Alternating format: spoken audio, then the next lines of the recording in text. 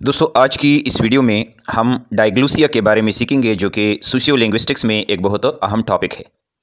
इस वीडियो के 5 हिस्से होंगे। पहले हिस्से में हम लफ्ज़ डायग्लूसिया को एनालाइज करेंगे।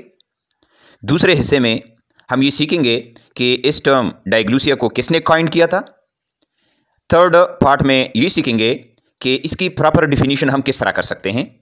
इसके बाद फोर्थ पार्ट में हम इसकी मिसाल देंगे और लास्ट पार्ट में हम ये डिस्कस करेंगे कि एक वैरायटी को हाई वैरायटी और दूसरे को लो वैरायटी क्यों ख्याल किया जाता है। तो स्टार्ट करते हैं पार्ट नंबर फर्स्ट से, जो कि है analysis of the word diglossia. तो ये जो लफ्ज़ है डायग्लूसिया, इसमें di means two and glossium refers to language और tongue. So diglossia literally means two tongues और टू लैंग्वेजेस।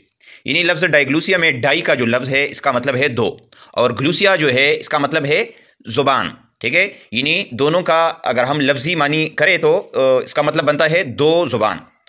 अच्छा, नेक्स्ट है पार्ट, जो नेक्स्ट नंबर है वो है हु कॉइन्ड इट। ठीक है, यानी लफ्ज़ डायग्लूसिया को किसने कॉइन किया था। तो the term diglossia was coined by the Swiss linguist Charles A Ferguson in the 1950s। यानी डायग्लूसिया को एक स्विस लिंग्विस्ट है चार्ल्स ए फर्गुसन, उसने 1950 में इस लफ्ज़ को कॉइन किया था। अच्छा जी, नंबर थर्ड जो पार्ट है वो है definition of diglossia. Diglossia is a linguistic situation where two distinct varieties of the same language are used by a community, each in different social context or for different purposes। यानी डायग्लूसिया ज़ुबान की एक हालत है जब एक ही मुआशरे में एक ही लैंग्वेज के दो मुख्तलिफ या मखसूस वेराइटीज़ या डायलेक्ट्स इस्तेमाल की जाती हैं, और हर एक वेराइटी को मुख्तलिफ मुआशरती हालात या पस मंज़र में या मुख्तलिफ मकासद के लिए इस्तेमाल की जाती है, तो उसको हम कहते हैं डायग्लूसिया। One variety is usually considered the high or prestigious form, while the other is considered the lower form। यानी कहने का मतलब यह है कि इनमें एक वैरायटी को हाई वैरायटी या आला दर्जे का ख्याल किया जाता है, जबकि दूसरी वैरायटी को एक लो वैरायटी ख्याल की जाती है। नंबर नेक्स्ट पार्ट जो है वो है मिसाल। ठीक है, एग्जाम्पल ऑफ डायग्लूसिया।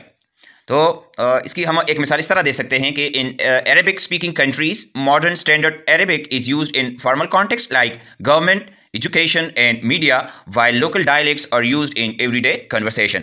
यानी अरबी बोलने वाले ममालिक में जदीद मयारी अरबी को फार्मल या रस्मी हालात में या मकासद के लिए इस्तेमाल की जाती है, जब जैसे कि सरकारी दफातर हो गए, यानी तालीमी इदारों में, स्कूल, कॉलेज या यूनिवर्सिटीज़ में, और मीडिया में। जबकि मुकामी जो डायलेक्ट्स है इसको रोज़मर्रा की बातचीत या गपशप के लिए या हुजरों में या बैठक में इसको इस्तेमाल की जाती है। ओके जी, नेक्स्ट पार्ट जो है वो ये है कि why one variety is considered a high variety and the other is considered a low variety. ठीक है, तो इसकी हम इस तरह कह सकते हैं कि the high variety of language is typically associated with Prestige because it is often used in formal setting like education, government, literature and media.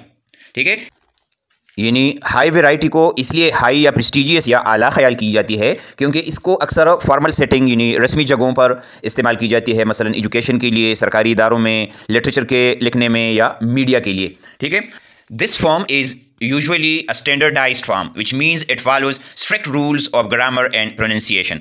यानी ये जो हालत है हाई हालत, ठीक है, हाई वैरायटी जिसको हम कहते हैं, ये हालत एक स्टैंडर्डाइज हालत होती है, यानी इसमें प्रॉपर रूल्स होते हैं ग्रामर के और एक खासा प्रोनाउंसिएशन होती है इसमें। On the other hand, the low variety is considered informal and is often spoken in everyday interaction among family, friend and in less formal setting। It is not considered to be a standardized form। यानी कहने का मतलब ये है कि ये जो लो variety है इसको इनफॉर्मल जगहों पर बोली जाती है, रोज़मर्रा के लेन देन में, हुजरों, बैठक या घरों में दोस्तों के साथ। ठीक है, इसमें स्टैंडर्ड रूल्स ग्रामर को नहीं देखा जाता।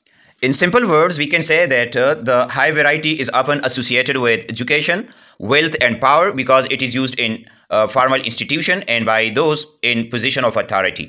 मुख्तसरन ये कि हाई वैरायटी तालीम के साथ, दौलत के साथ या पावर के साथ एसोसिएट होती है, यानी अथॉरिटी रखने वाले लोगों की ज़ुबान होती है, while the lower variety of a language may be associated with less education, lower socio-economic status or specific regional or cultural groups।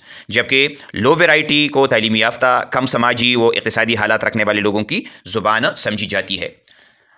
In short, we can say that diglossia is when a community uses two varieties of the same language in different social context or for different purposes।